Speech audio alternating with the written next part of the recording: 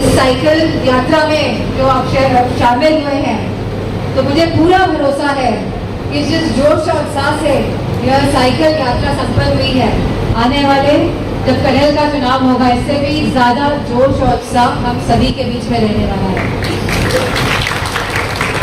और जिस तरह कहा गया कि बड़े बड़े नेता भाजपा के आ रहे हैं, और मीडिया वालों ने भी कहा कि उप मुख्यमंत्री आ रहे हैं, मिनिस्टर्स आ रहे हैं, यहाँ पे मंत्री लोग आ रहे हैं, तो मैंने कहा बताइए, जब चुनाव हुआ था उत्तर प्रदेश का, तो मैनपुरी में कौन कौन आया था, या बोले कौन कौन बच गया था आने से?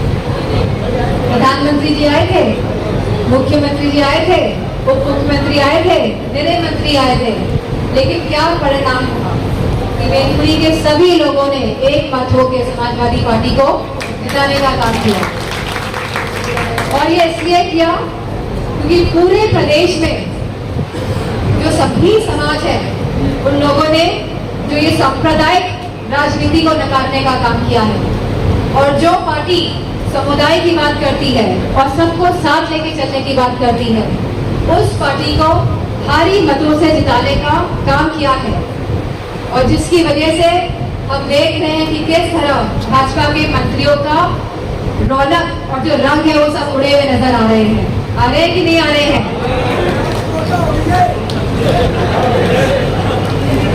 पहले तो ये तोते सबके पीछे लगाते थे, सीबीआई, ईडी, लेकिन जनता ने इन सबके तोते उड़ा दिए।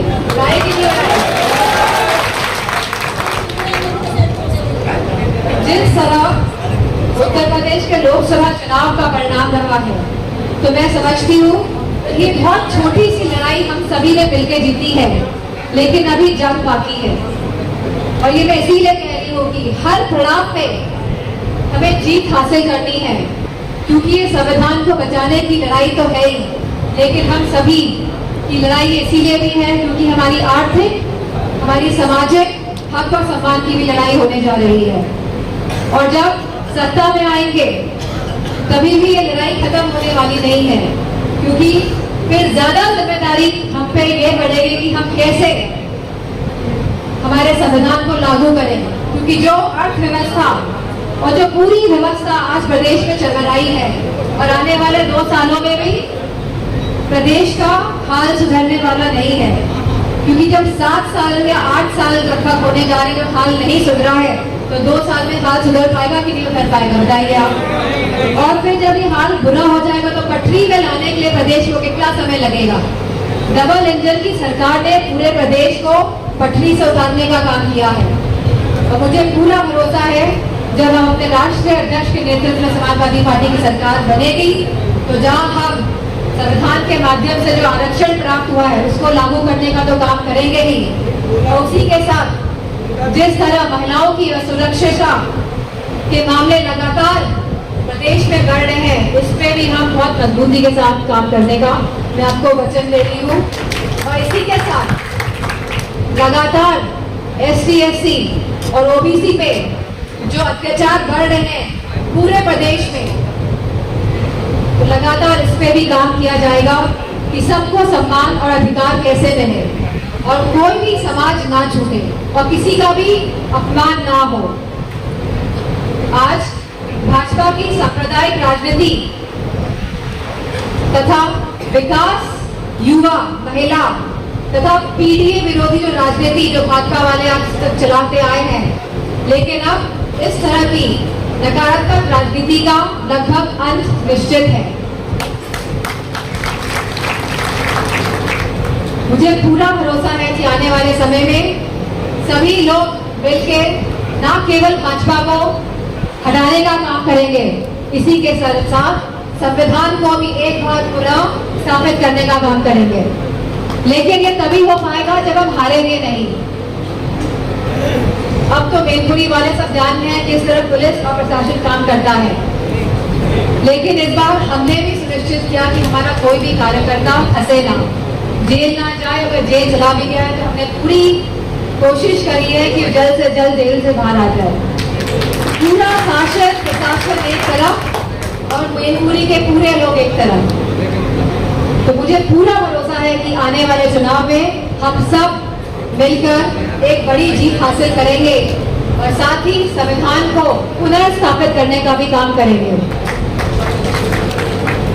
अब भ्रष्टाचार का क्या हाल है हम सभी जान रहे हैं। पुलिस स्टेशन का क्या हाल है,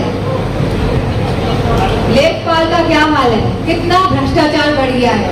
सड़कों में भ्रष्टाचार, स्वास्थ्य सेवाओं में भ्रष्टाचार, और लगातार जिस तरह लोग आज अपने आप को कहीं ना कहीं छूटा हुआ महसूस कर रहे हैं, अपने आप को जिस तरह महसूस कर रहे हैं छूटा हुआ, तो मुझे पूरा भरोसा है कि आने वाले समय में जो राष्ट्रीय अध्यक्ष जी ने जो पीडीए का जो ये नारा दिया है, जो ये बीज बोया है, क्योंकि पीडीए में हमारा पिछड़ा, दलित, अल्पसंख्यक, आधी आबादी और हमारे अगड़े जो दुखी हैं, जो पीड़ित हैं, वो भी शामिल है।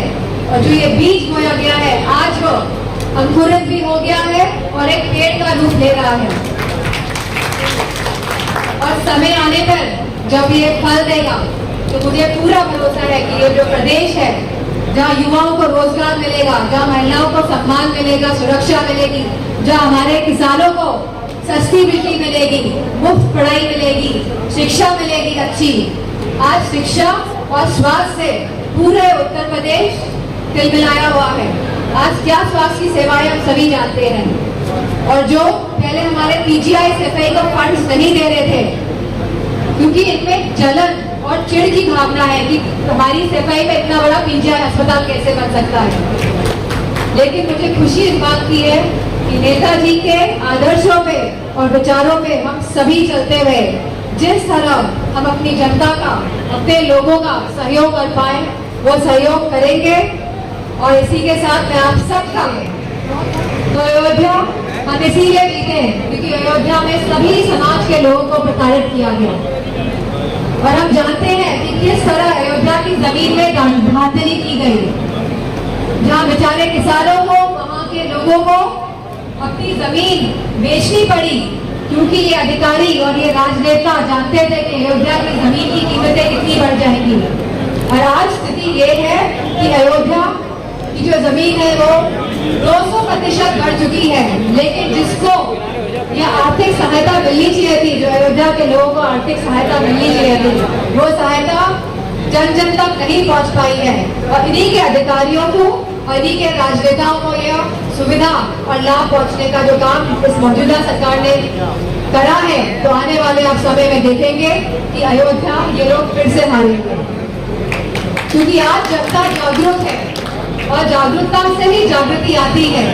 तो मुझे पूरा विश्वास है कि आने वाले समय में समाजवादी पार्टी के जो उपचुनाव होने जा रहे हैं, उसमें समाजवादी पार्टी बहुत ही अच्छा काम करने वाली है। और इसी शब्दों के साथ मैं सभी अपने नेतागणों का जो मंच पे उपस्थित हैं और जो सामने बैठे हुए हैं, और सभी युवा साथियों का जिन्होंने साइकिल चलाई है, सारे वक्ताओं ने विभिन्न मुद्दों पर पार्टी की बात को, राष्ट्रीय अध्यक्ष जी के विचारों को रखा। क्योंकि उपचुनाव हमारे प्रदेश में 10 सीटों पर होने वाले हैं और ये उपचुनाव कोई साधारण उपचुनाव नहीं, बल्कि 2027 के चुनाव का सेमीफाइनल इस चुनाव को माना जा रहा है। और आप लोगों ने लोकसभा के चुनाव में जिस तरह से भाजपा को हराने का काम किया है, पूरे देश में ये संदेश गया कि समाजवादी पार्टी ऐसी पार्टी है जो भारतीय जनता पार्टी को हरा सकती है। और चूंकि भाजपा को लग रहा है कि 43 सीटें तब जीती जब भरपूर बेईमानी की गई, वोट काटे गए, लोगों को वोट डालने से रोका गया। अगर यही स्थिति रही, लोगों का रुझान रहा, तो 2027 में पूर्ण बहुमत के साथ समाजवादी पार्टी सरकार उत्तर प्रदेश में बनेगी।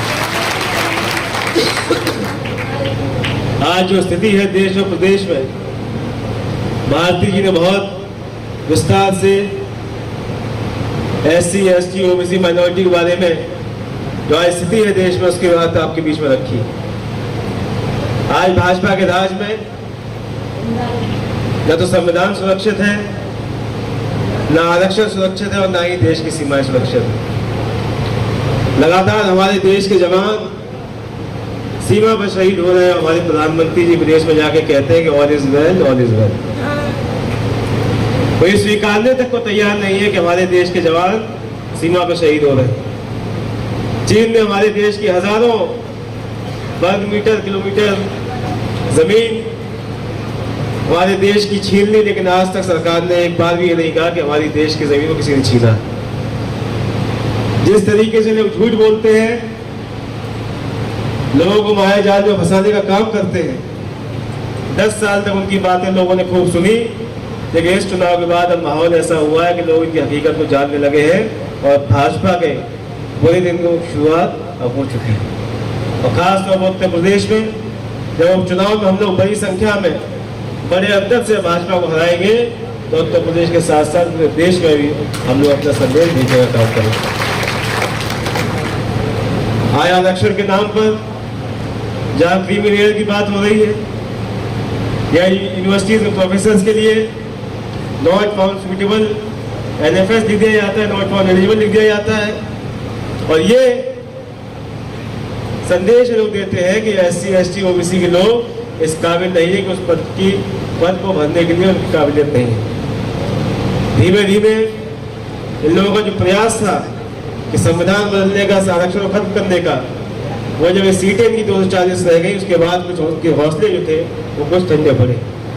लेकिन लड़ाई अभी खत्म नहीं हुई। लड़ाई तभी खत्म होगी जब हमें ऐसे लोगों को सत्ता से बाहर का रास्ता दिखाएंगे। आप लोगों ने मैनपुरी हो, करेल हो, किशनी हो, भुगाव हो, समाजवादी पार्टी के गढ़ को हमेशा बचाए रखने की चुनौती आपने स्वीकार की। करेल विधानसभा ने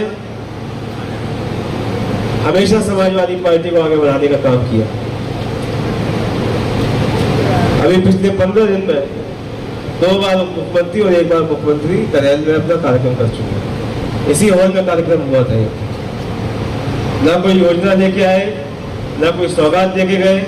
और मुझे पत्रकार साथियों ने बताया कि जो 6 महीने पहले कुछ लोगों को सर्टिफिकेट मिले थे किसी योजना के, उन्हें बुला के सर्टिफिकेट वापस दिए गए, फिर वही पुराने सर्टिफिकेट मुख्यमंत्री जी के द्वारा बंटवा दिए गए। तो इस तरीके से लोग भ्रम फैलाने का काम करते हैं। कोई योजना इनके पास नहीं, कोई विकास का कार्य नहीं, और केवल प्रशासन के बल पर, पुलिस के दम पर लोग चुनाव जीतना चाहते हैं। लेकिन जब जब भाजपा ने चुनौती फेंकी है, समाजवादी पार्टी के साथियों ने उस चुनौती को स्वीकार करने का काम किया।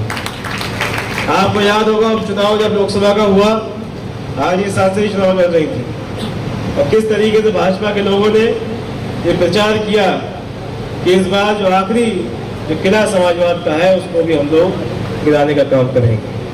तो आप लोगों ने ऐसी मेहनत की दिन रात कि 3.25 लाख से ज्यादा वोटों से समाजवादी पार्टी को हमें चुनाव जिताया। अभी 24 का चुनाव जब हुआ लोकसभा का, तो फिर से सत्ता के दम पर इन लोगों ने कहा कि इस बार चाहे कुछ भी हो जाए, मैनपुरी हम लोग जीत के रहेंगे। तमाम हमारे साथियों ने पुलिस की प्रताड़ना झेली, लोग एक हफ्ते घरों से गायब रहे, लेकिन किसी तरीके से पोलिंग के दिन उन लोगों ने छुप के, दब के, कहीं निवेदन करके, कहीं बात करके सारे वोटों को दिलवाया, और इतनी बेईमानी के बावजूद भी 2.25 लाख वोटों से ज्यादा समाजवादी पार्टी यहाँ से चुनाव जीती। आज फिर वो समय आया है, उपचुनाव की तारीख आने वाली है। भाजपा कह रही है कि इस बार करेल भी हम लोग जीतेंगे, लेकिन उस चुनौती को हम लोग स्वीकार करेंगे, और पिछली बार से ज्यादा वोटें समाजवादी पार्टी हम लोग चुनाव जिता के यहाँ से देंगे। तो आए हुए सभी साथियों का, सभी नौजवानों का, सभी सैनिक प्रकोष्ठ के लोगों का, नेताओं का मैं हार्दिक अभिनंदन